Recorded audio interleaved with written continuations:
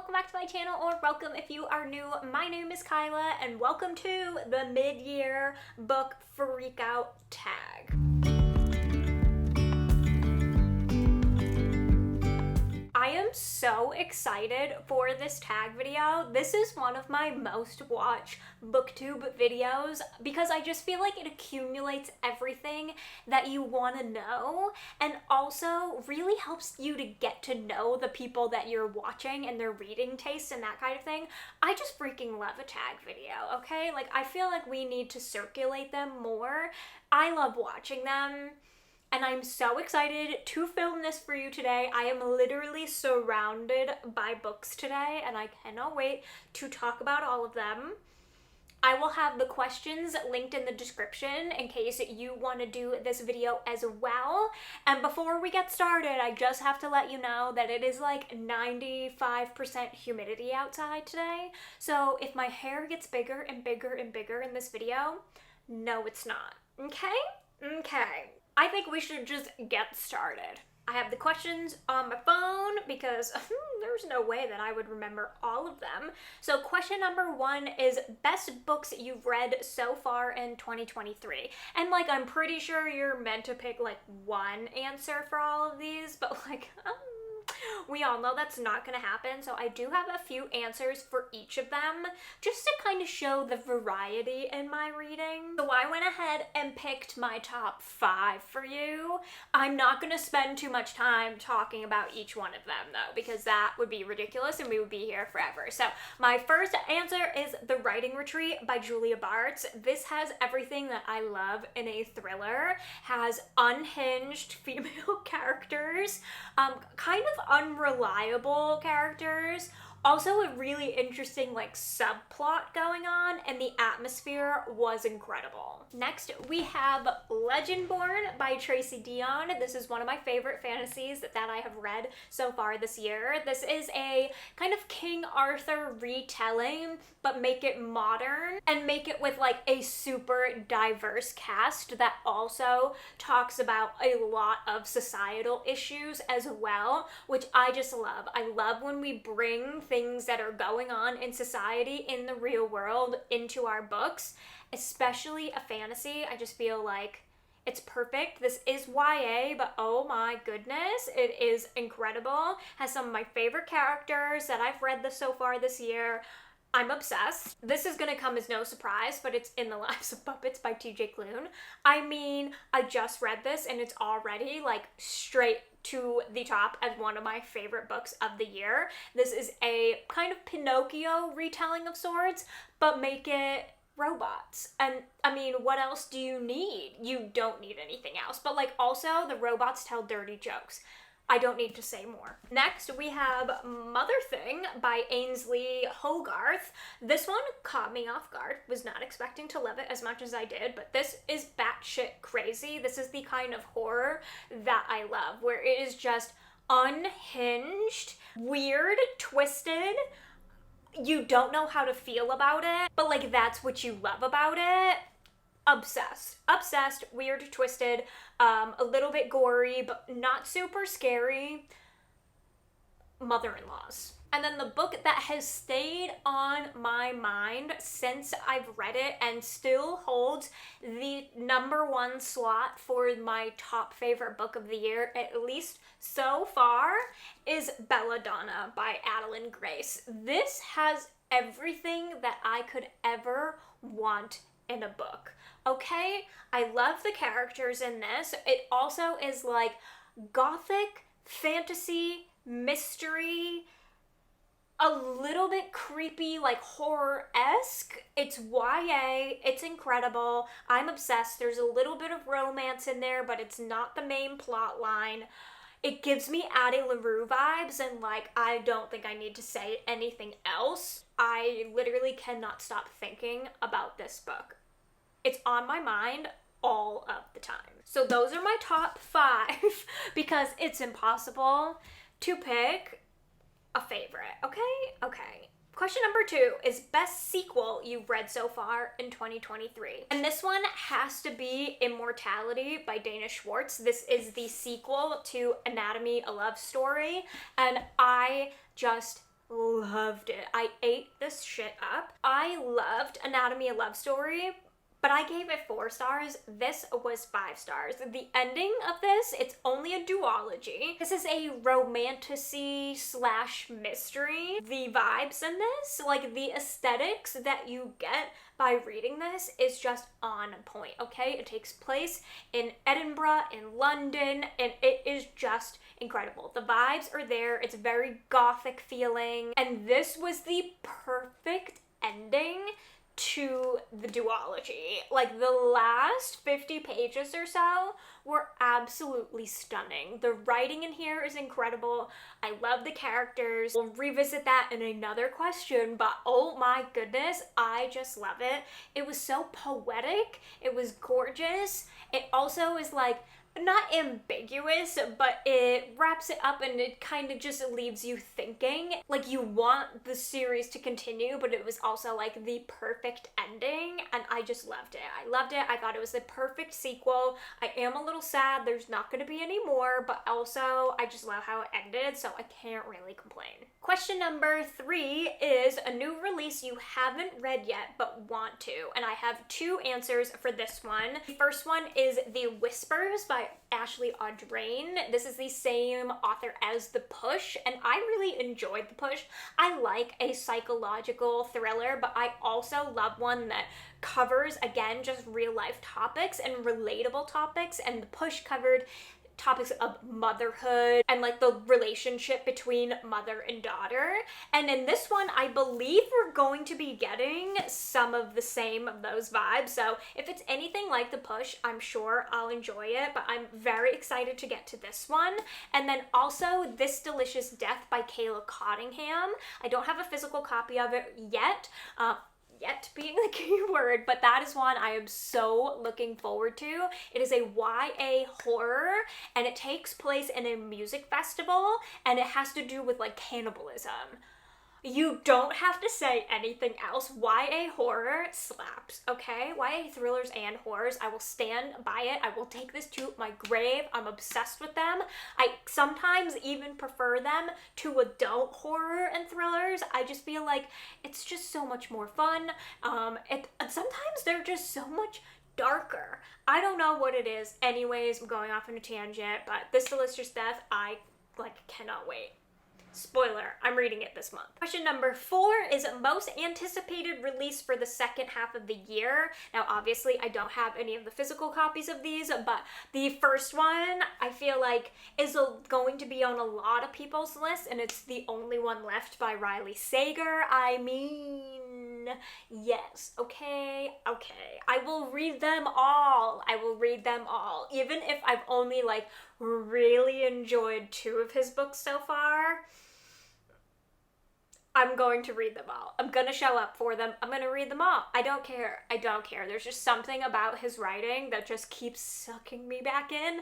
And I heard something about the vibes of Lizzie Borden, and you don't have to say anything else, okay? You don't. I was fascinated with that case and with her as a child. Now that sounds really creepy, but I did a huge project for school, and I was just fascinated by it, and I just found it so interesting. I swear that's where my love of true crime kind of stems from. So you say that, and I'm even more excited for it. I know nothing about it other than that, and that's the way I want it to stay. So I'm very much looking forward to that one, but also 2 others. I'm very much looking forward to Foxglove, which is the second in the Belladonna series. So it'll be the second to this one. And then also The Brothers Hawthorne, which is the next, or spin-off in the same world as the Inheritance Game series. I love that series so much, with my whole heart. I love them. I love Avery. I love the brothers. I just cannot wait, and I love the idea of having a book from completely their perspective and about them. Yes, we all need more of them. We do, okay? We do. So I'm very excited for those. Question number 5 is biggest disappointment. Okay, This is might ruffle some feathers, okay? It might ruffle some feathers, but at the same time, I can't help but share my opinion, okay? I have two, but they are by the same author. And we have Shadow and Bone and Ninth House. Oh. Don't worry, it hurts my heart too, okay? Just know that, like, I feel this in my bones just as much as you do. I think I just had the highest of expectations going into these. They are pretty hyped, okay? I mean, Shadow and Bone obviously was just made into a series, but it is talked about all of the time. People love this series so much. So I went into it like thinking that I would love it. And you know what? It is my kind of book. It's a YA fantasy filled with adventure, a tiny bit of romance. Like, it screams all the things that I should love, but I didn't like it at all, really. Okay, that's a bit of a stretch, but like, I was highly disappointed. I think I gave it a 2.5. And then Ninth House, I had, again, just the highest of expectations. Again, something that I should love. This is a dark academia fantasy, okay? Like, that is me. That is my reading. I love dark academia and I love fantasy. You put them together, it's usually a winning combo. But for some reason, this one just missed the mark for me too. It wasn't all bad. I believe I gave this one a 3. But I was just expecting them both to be like slam dunks 5 out of 5s. And they were, and now I'm questioning whether or not Leigh Bardugo is for me. And then on the flip side of that, question number 6 is biggest surprise. And this one is because I don't read a lot of romance. So I went into it kind of low expectations. Like, I know, let me just tell you what it is, okay? It's The Dead Romantics by Ashley Poston. I know this book is so well loved, okay? I know it, but I don't read a lot of romance. I don't really enjoy romance when it's like the standalone plot. Don't get me wrong, I don't have a black heart, okay? I like when there's romance mixed in to another plot that just adds more to the story and makes you fall in love with the characters even more. I just don't read a lot of standalone romance. It's just not usually my thing. I love it in movies, I love it in TV shows, but reading it, I don't know. There's just something about it where it just doesn't like strike my fancy, okay? I prefer reading a lot of the other stuff. Anyways, I was so surprised that I like devoured this, loved every single minute of it. And I think it's because it is a completely plot-driven romance. So, even though, yes, there is romance in this book, it is not the main focus of the entire book. Really, we're getting a story about grief in here and family, and that I really enjoyed. The family owns like a mortuary kind of situation, so it totally gave me like, not completely, but just reminded me of like the Addams Family a little bit. Like, just like the very dry kind of humor that happens in this family and the way they approach grief. It just is such a lighthearted, not so serious kind of approach to grief, which I think for some people is really what they need, you know? Like, we need to not necessarily be bogged down by feelings. Anyway, this is a total tangent, but it just completely caught me off guard. I was not expecting it to be one so like heavy hitting and so sad. I was expecting like a lighthearted, peppy romance. I read this in a vlog after we spread, thinking that it was going to be the pick-me-up that I needed. And boy, was I surprised, because I was dead wrong. Pun intended. And I just was not expecting it to be as deep as it was, but I loved it. The writing is gorgeous. I love the family in here. Like I said, I love the kind of dry and just lighthearted approach to grief, and I enjoyed the romance that happened in here too. It was fun, unexpected, obviously, and then there's a little twist at the end, which just made the whole book. So, very pleasantly surprised by The Dead Romantics. Question number 7 is favorite new author, and this can be debut or new to you. So first and foremost, I have to say Tiffany D. Jackson. I have read this year more of her backlist. I read The Weight of Blood at the end of last year and just completely fell in love with her writing. So I was like, okay, this is how she writes. I need to read more of her backlist. And I went on like a binge at the beginning of the year of her backlist. I read Grown, I read White Smoke, I read Monday's Not Coming. Oh, I think I read a few more. I can't list them all. But oh my goodness, her writing is so incredible, and I love that she takes real life situations, scenarios that are printed in the news or in media or whatever, and puts them into her story. So like, for example, Grown is a take on like the R. Kelly situation and what happened there and what that can look like from the perspective of the victim. And it's very hard hitting. It really drives an impact and just makes you feel. And that's also something that I really enjoy about her writing, is that she truly just makes you feel. Like, every character comes off the page and you feel like you're just like in a room with them having a chat about their life. And I am just obsessed with it. I cannot wait to see what she comes out with next. I will read it. She is an auto read author for me. Question number 8 is favorite fictional crush. Now, this one was a little hard for me because, again, I don't read a lot of romance, and I just feel like I read a lot of like strong female characters, and like, don't get me wrong, I am all for girl crush. Yes, please. But like, I just was trying to rack my brain around like who were the male characters that I have really loved. And there's only one that really has stuck out to me, but like, he's too young for me, okay? He's a YA character, so we're gonna like say crush in like the lightest form of the word, because no, way too young for me, but also I just really loved his personality. That's really what it was, and it's Cell from Legendborn. I am a Cell stan. I'm a Cell stan. I just love his dry sense of humor. Like, I really gravitate towards that a lot. He's really just one of those people that just like tells it like it is, but also is very mysterious at the same time. And I love his instinct to protect, even when he doesn't want to.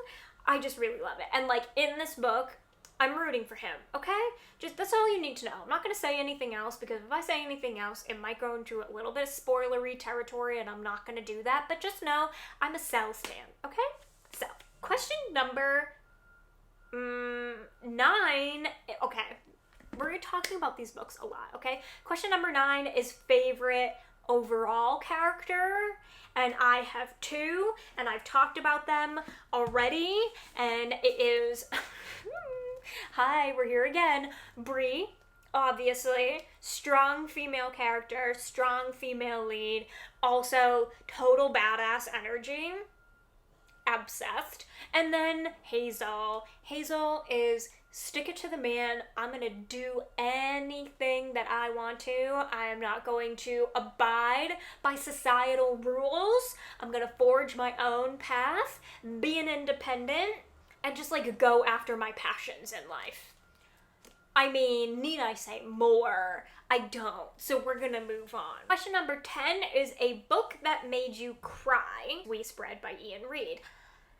If you have a older loved one in your life, or just anyone in your life that has suffered with memory loss, dementia, Alzheimer's, or is just older and going through it, or coming to that time in their life where like maybe they aren't as independent or can't be as independent as they are used to being, this book is going to be hard hitting, and it's going to leave an imprint on you. And that's what it did for me. I have a grandmother who is going through it, and this just made me think of her in like the worst and best way. And I'm an Ian Reid stan. I love his writing so much. It is so fast-paced, and the way he weaves real-life horror into it is just incredible. I don't think there's anyone who does it quite like him. He really can do horror, but like drive it home with an impact and just make it so eerie and creepy and ambiguous at the same time. But yes, it did make me super misty. It didn't bawl my eyes out, but like definitely that ending, there was almost a roll of a tear down the cheek, okay? Almost a roll of a tear down the cheek. And on the flip side of that is books that made you happy. And like, oh my god, how? Most of the books that I have read have made me happy in some way or another. I just love reading, okay? But I did pick a few to talk about. So the first one is, I'm going to say, the Heartstopper series. I mean, this series is like a warm freaking hug when you need it. Nick and Charlie are so wholesome. They're so soft. And I just freaking love them. And I love all the side characters in the series. I love Elle, I love Tao. Oh my god, I just love it. I also love the sister. Oh my god, I can't remember her name off the top of my head. Robin, maybe? I don't know, but oh my gosh, she is one of my favorite side characters as well. But like, this whole series is just, it's perfect. I cannot wait to read the next one and like, oh my god, where it goes. I cannot wait. It's gonna be so fun. But series is truly like a warm hug, and one of those series that like I could read over and over and over and over again. I desperately need to buy myself the physical copies. I checked them all out from the library, but like, oh my god, I need the physical copies of them, like, immediately. And then I have to say, In the Lives of Puppets as well. This book just, I had a smile on my face the entire time. It is so funny. And like I said, we have robots making dirty jokes. Like, it's just so funny, and Rambo and Nurse Ratched are two of my favorite characters. I freaking love them, but I just love where this story goes. I love the adventure that they go on and the deeper topics that's covered in this book as well, and I just, like, I'm obsessed with it, and it was truly, again, a warm hug. I love the found family trope. It is one of, like, my top tier favorite things in a book, especially in, like, a cozy fantasy world, and, like, there's just no one who does it like TJ Klune, okay? Just nails it every single time. I'm obsessed. Also, obviously, this book has so much representation in it, and, like, it's perfection. It's perfection. I need you to read it, but I need you to listen to the audiobook as well. If you have to pick one or the other, listen to the audiobook, because the voices for all of the robots are absolutely incredible. The narrator does an amazing job. Rambo's voice is ingrained in my ears, but like in the best way possible. So like, yes, this book made me so happy. And then the last one, this book had me chuckling. Like, okay, all the books that I picked, like, they just made me laugh in some sort of way, or like felt like a warm hug. But this one had me dying. And it's also like this sense of humor that I wish that I had. But like when I read it, like the sarcastic, snarky, and it's everyone in my family has killed someone. I just love this dry, sarcastic British humor. It is the thing that like tickles my funny bone the most, and I had a blast while reading this. I love all of the nods to Sherlock Holmes in this. It's not like super heavy-handed, but like I'm a Sherlock fan, so like I loved whenever that was brought up. But I also just like love the way that this book like physically is told. Benjamin Stevenson is like on to something in the way this book is written. It's perfection. I love it. It just added to that dry sense of humor and like just broke that kind of fourth wall with you as a reader, and I'm obsessed. I had a blast. It's totally something that I could see myself rereading someday, so absolutely had an incredible time. It just made me so happy. All right, we have a couple of questions left. Number 12 is favorite book to film adaptation that you've seen so far this year, and I'm actually currently watching the Heartstopper series on Netflix, and it's perfection. It is exactly like the graphic novel has come to life, and the people that they have casted for Nick and Charlie are literal perfection. It also gives like such Juno vibes. Like, you know, the filming style, I don't even know what you call that. I'm not like a super film nerd where I know all the terms, but like the style of Juno, I almost thought it was like directed or produced by the same people, because that's the kind of style that it gives, and it's just amazing. I love Juno. It's one of my favorite movies. When I saw that, I was like, oh my god, of course I'm gonna love it. Of course I'm gonna love it. But also, The casting was perfect, and it really is such an incredible adaptation. I have zero complaints about it, so far, at least. I still have a couple episodes left, but like so far, zero complaints. It's amazing. And then question number 13 is most beautiful book you've bought so far this year or received. And I have two options for this one, and they're both based on like how they actually look. So the first one is Belladonna, because this cover, are you kidding me? But it's not just about the cover, okay? It's not just about the cover, because we also have end papers, incredible, but also the inside of this book is just absolutely stunning, okay? It's even prettier than the actual dust jacket itself, and like I'm obsessed with this cover, but like, oh my god, you have so many of like moths and flowers and a little hinty hint on the back, and then the quote on the front says, "It's said that 5 belladonna berries are all it takes to kill someone." And like, yes, absolutely. And like, oh my god, that papers in the back. Are you kidding me? Are you kidding me? This book is absolutely stunning. I cannot wait to see what Foxglove ends up looking like. I really hope it's the same. This is the Barnes & Noble edition, by the way. I don't know if they're all like this, but I got this at Barnes & Noble, in case you were wondering. And then also, one of my favorites is Nettle and Bone.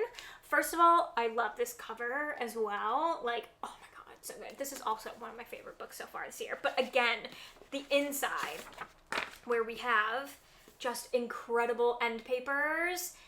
Incredible, obsessed, yes please, and then we have the bone dog in gold on the front, and I just love it. Also, like in gold, on foil. Oh, something about the bone dog, I love it. I love it. So I picked those two. I have some others too, like In the Lives of Puppets is also really cute too, but it's not like gorgeous, okay? Not like these two. I just put that on backwards. I'll fix it after, but I'm obsessed with the way that those two look.